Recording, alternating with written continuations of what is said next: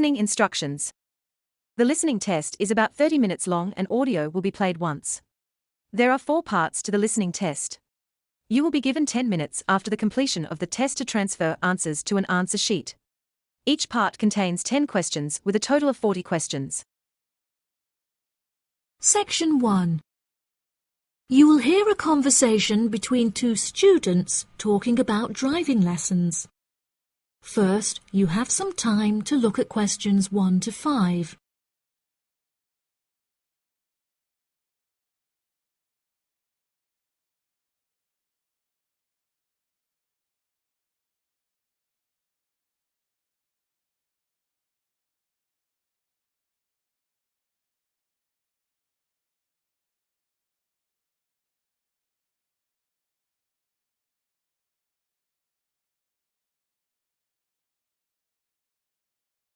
Now we shall begin.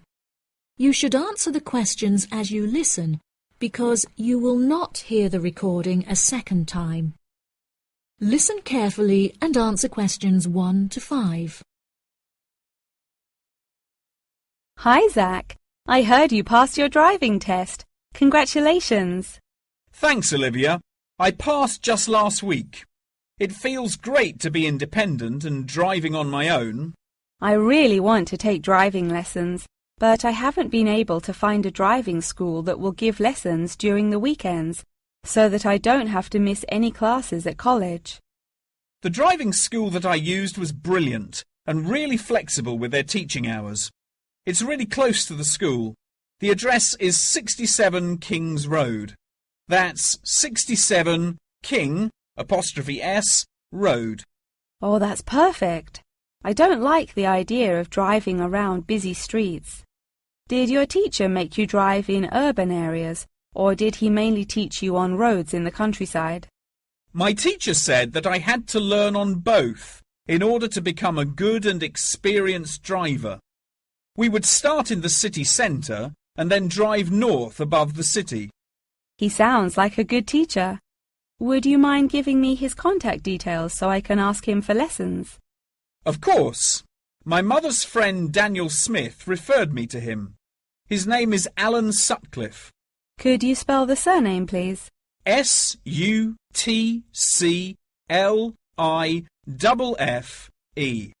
Thanks for helping me out. I'll give him a call tomorrow. I don't know if I should learn in a manual or automatic car. How do I decide? I wasn't sure which type of car to learn in either. In the end, I chose to learn in a manual car, because once you've learnt how to drive manually, you can drive automatic as well. Most cars on the road are automatic nowadays. OK, I think I'll learn with a manual car too then. Hopefully the teacher will be able to give me lessons in the evenings after school. It would be much better if you take the lessons during the day. It will be far easier for you to learn when there is enough daylight to clearly see everything going on around you. But you need to be an experienced driver to drive safely at night. How frustrating. I was hoping I wouldn't have to take lessons during the weekends. You're right, though. Safety comes first. Before you hear the rest of the conversation, you have some time to look at questions 6 to 10.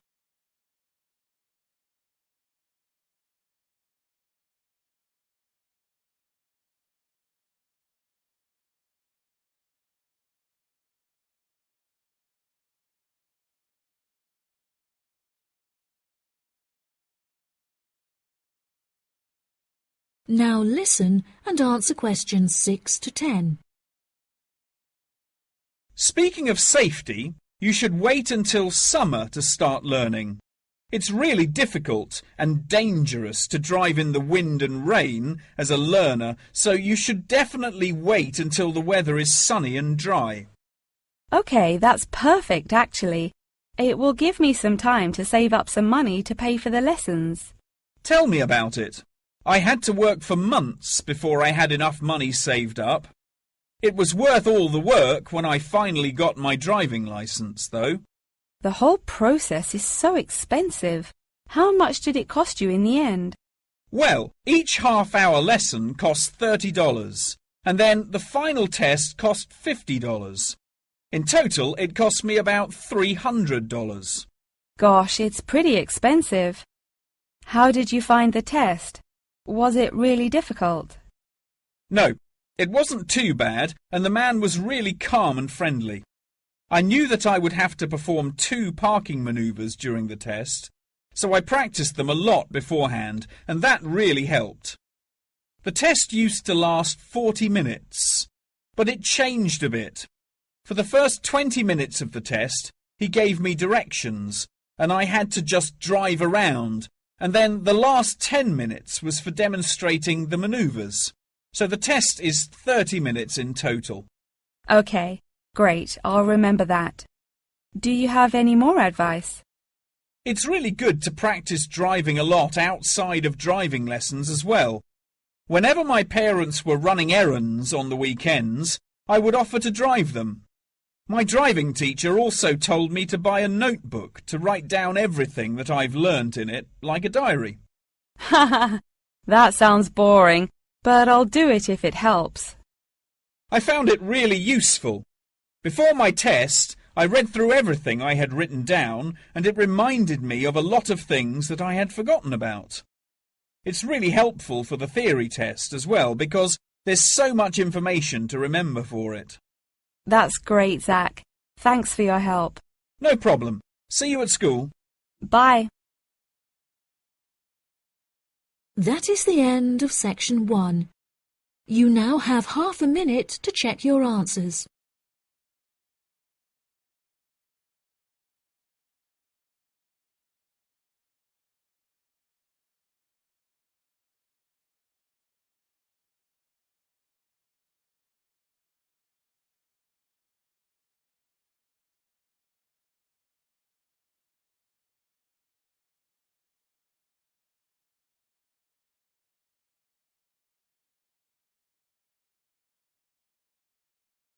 Now turn to section 2. You will hear part of a talk about Mount Rushmore given by a tour guide. First, you have some time to look at questions 11 to 15.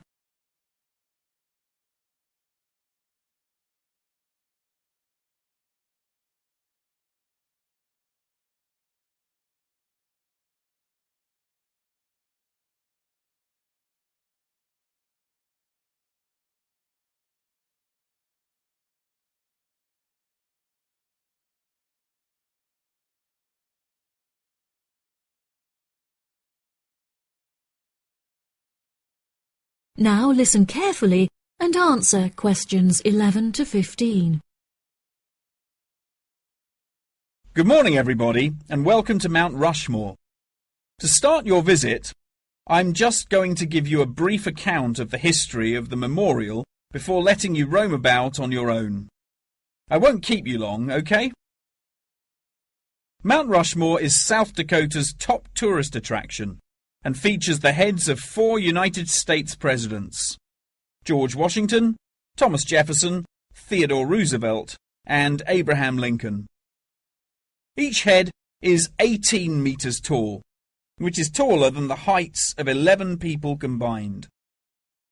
The sculptor initially wanted to depict the presidents from head to waist, but due to a lack of funding, the construction had to stop before this vision could be realized.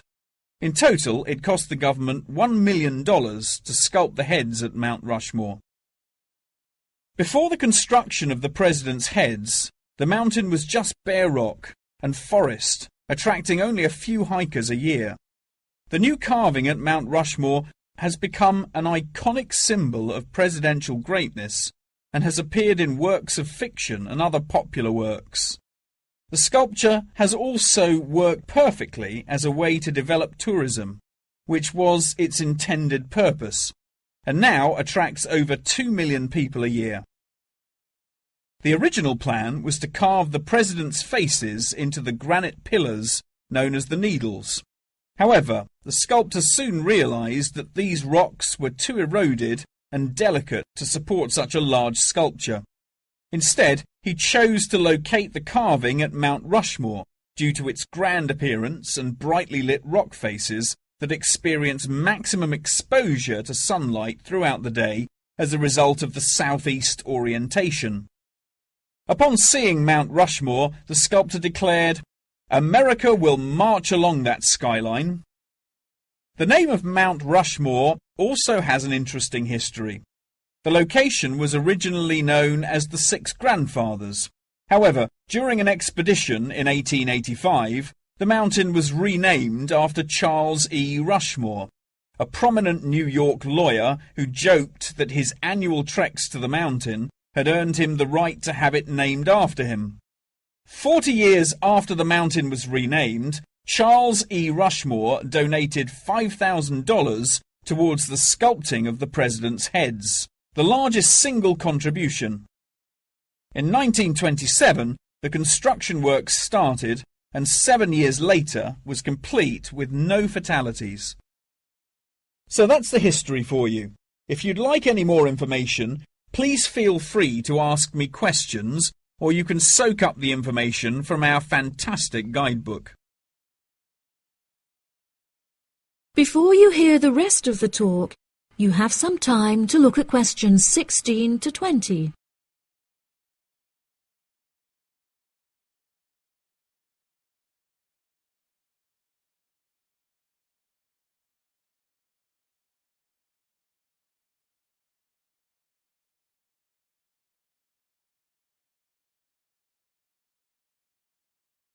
Now listen and answer questions 16 to 20. Now I'm going to give you a plan of the site, and I'd just like to point out where everything is so that you can explore everything for yourself. We're currently standing at the entrance, which is marked with the arrow on the map. If you follow the trail up to our left, you will find the information centre. There's a great photo booth there where you can have your photograph taken with Mount Rushmore in the background for a fee of only $10. What a great souvenir! In front of us is the refreshment centre, where you can help yourselves to coffee, locally grown tea, and a delicious selection of cold drinks and biscuits. Be sure to stay hydrated as it can get really hot up here. To our right, not far up the trail, is the gift shop. Here we sell copies of the guidebook, and it's also the perfect place to pick up some small souvenirs for yourself, your family and friends. Now, further up the trail, behind the gift shop, is a big stone building with a workshop. This is where all of our souvenirs are made by hand, which you can purchase in the gift shop, like I said before. Some are even carved from pieces of rock taken from Mount Rushmore itself. If you carry on walking up the trail past the workshop, you'll find our state-of-the-art visitor centre, where you can find maps of the walking trails here at Mount Rushmore. Now for the real treat. After you have walked past the visitor centre, you can follow the trail up to the left, which will take you to our wooden shelter. From here you will have the best view of Mount Rushmore that there is, an experience not be forgotten. Right, if anyone wants a guided tour, then I'm starting at the information centre. If you'd like to follow me, this way please. That is the end of section 2. You now have half a minute to check your answers.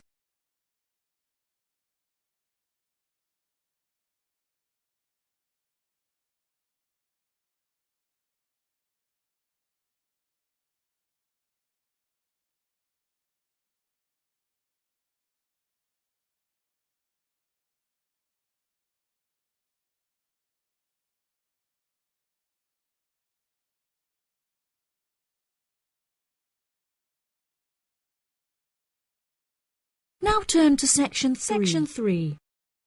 You will hear a conversation between a professor and a student talking about taking a course. First, you have some time to look at questions 21 to 25.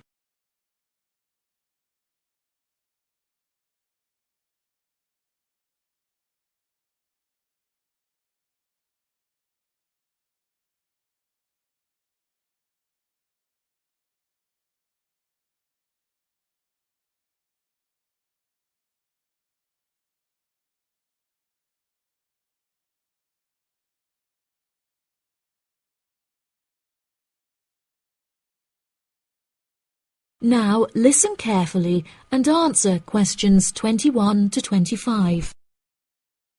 Excuse me, Dr. Twain. May I speak with you for a minute? Of course, please come in. I'm Charlotte York. I'm considering taking your course in tourism.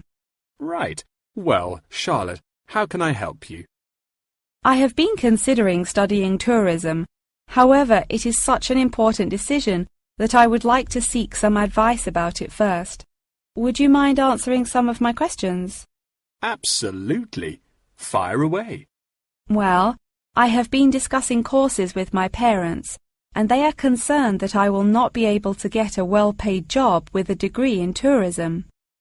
The reason that I want to study the course is that I have a great interest in the subject, and I think I would really enjoy it. I believe the only way that I will enjoy my life is if I enjoy my career. Happiness is far more important than money, don't you think? Absolutely. I would much rather be happy and poor rather than rich and miserable. Money cannot buy you happiness. I'm glad you agree. You needn't worry about money, Charlotte. A large part of the tourism course is dedicated to teaching students how to manage finances, a skill that you can apply to your everyday life as well. I would also recommend that you take a sideline course in time management, as this can be incredibly useful in efficiently planning your workload. Efficiency is the key to success. I'll remember that. Now, I have found that some students have natural talents that really help them to succeed in the course. Communication skills, for example, can be very beneficial. Do you have any strengths? Maths was always my favourite subject at school, so I really enjoy solving mathematical problems. However, I find statistics quite difficult. I have always been very capable and self-sufficient. I have a lot of confidence in my abilities and will take the initiative in situations without needing to depend on anyone else for their help. That's a really great quality to have and will be particularly useful if you choose to study tourism. That's great. I would recommend that you spend some of your time researching the course. A lot of people who are uneducated on the subject claim that tourism is a shrinking industry and that it will become irrelevant in the future. If you study the published research, however, you will see that the truth is quite the opposite. The industry has, in fact, grown significantly as people have developed an ever-increasing interest in culture and travel. Have you compared the university course with a polytechnic?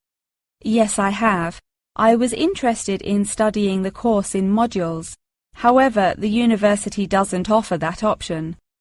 I don't have enough funds to be able to attend an expensive university, so I was relieved to see that the course is quite affordable. I also considered attending a summer school instead of university to save money, and so that I could work during the rest of the year. But I really wanted the university experience. I think that university would suit you well.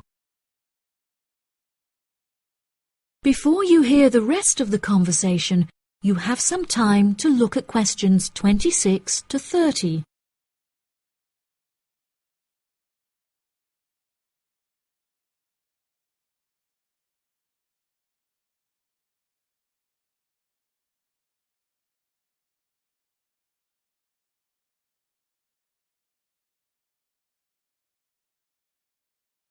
Now listen and answer questions 26 to 30. Now, what about the courses? Are you interested in any of the other subjects on offer? I have looked at a few. I was interested in travel and business as it sounds similar to tourism. That is really worth learning. However, be aware that it is difficult and will demand a lot of your time. Okay, that's good to know. You might find that Japanese is an interesting course and it will teach you valuable skills in speaking the language. Personally, it's not bad and could be of some help, but not that much. Okay, Japanese. Got that. What about medical care? Well, if you have time, the course will teach you a lot about curing diseases and illnesses or dealing with injuries outside, although it's not essential. So, okay, if it's useful, I'll take it. If you enjoy using technology and are worried about fulfilling the entry requirements, computing is very relaxed about the skills that applicants must possess. I'm terrible with computers, so I'm not sure that I would enjoy that course. How about public relations? Yes, I would recommend that course. It would be related to entering the tourism industry, as it will educate you on how to approach clients and develop associations with them. That's great. Thank you so much for your help. That is the end of section 3. You now have half a minute to check your answers.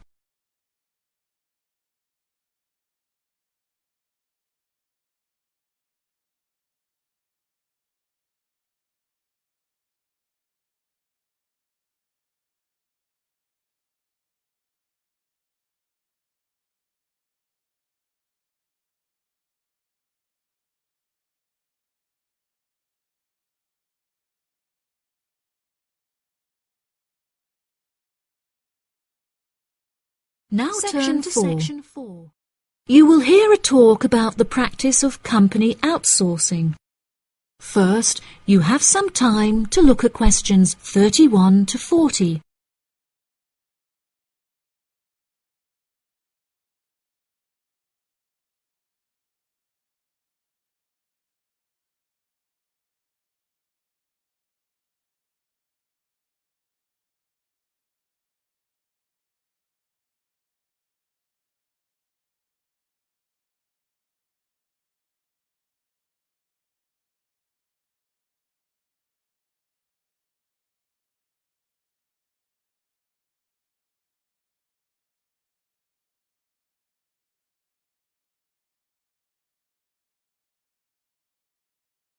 Now listen carefully and answer questions 31 to 40.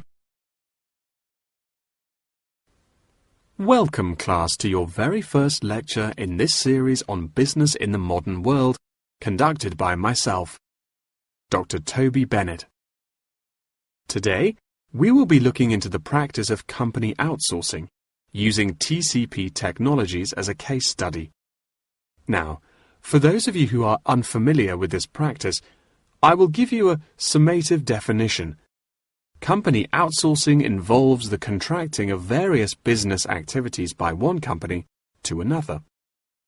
This practice will sometimes occur from a Western company to a party based in a third world country, the rationale being to make significant financial savings on lower international labour rates and to potentially increase quality. Now, our case study for today is TCP Technologies, a party located in India that receives outsourced tasks from Western companies. The manager of TCP Technologies is a man called Manjeet Khanna, who has personally developed a series of aims and philosophies by which the company is expected to operate. He claims that the most important of these philosophies is to create a workplace where each individual member has the opportunity to contribute their opinion to the operations of the company. That is to say that he found it important to develop a democratic environment. As a means of ensuring quality from every individual at TCP Technologies, a grading system has been developed that encourages an ethos of hard work and recognizes accomplishment. This grading of individuals is based upon a series of factors such as turnover, hours worked, and efficiency. Every month, Khanna publishes the grades on an internal website, where staff can access not only their own grades, but also compare it to others. A spirit of playful competitiveness has developed through this method, which has resulted in increased efficiency and turnover across the company.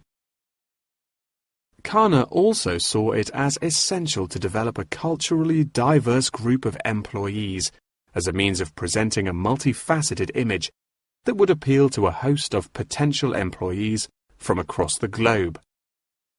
This cultural openness has not only increased the quantity of incoming contracted opportunities by 7%, but has also benefited the company itself significantly. A level of transparency now exists that had not before been apparent. According to questionnaires carried out recently, these newly introduced measures have significantly increased the rate of staff satisfaction, which has subsequently led to an increase of 32% in the company's income. These figures are truly admirable and serve as a testament to the measures that Kana has introduced to the workplace at TCP Technologies. In a recent interview published by The Economist, he declared, "The figures speak for themselves. My system works." When asked if he had any advice for companies on methods they could employ to streamline workflow and increase turnover, he replied, "It's simple, really. A company must see itself not as one entity comprised of nameless components, but instead as a living organism composed of cells, each one essential to the functioning of the whole. I suggest that the motto by which your management operates will be employee first."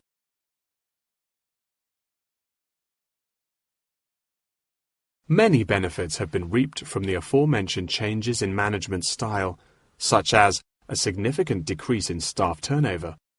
This improvement alone has solved many problems that had before stunted the growth of the company. A lot of these improvements came from the realization that the solution does not have to be produced internally, but can come from any other company. The grading system also immeasurably enhanced the dynamics of the company.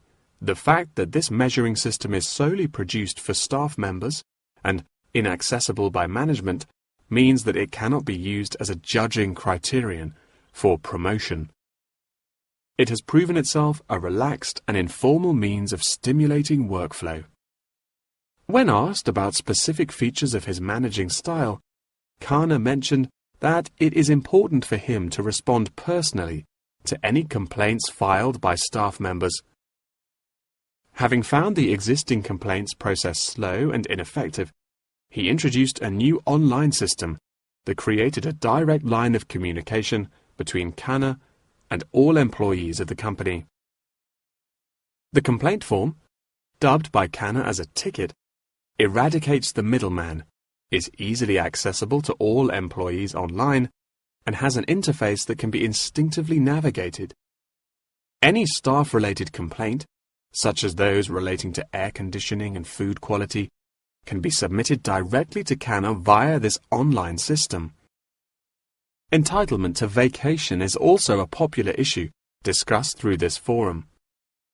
The main benefit of using this system is that staff must include their personal details on the ticket before they are able to submit it. In the past, anonymous complaints had been the root of much confusion and caused many wasted work hours, so the new system has put a ban on this form of complaint. That wraps up the lecture for today. Please remember that attendance is mandatory. That is the end of section 4.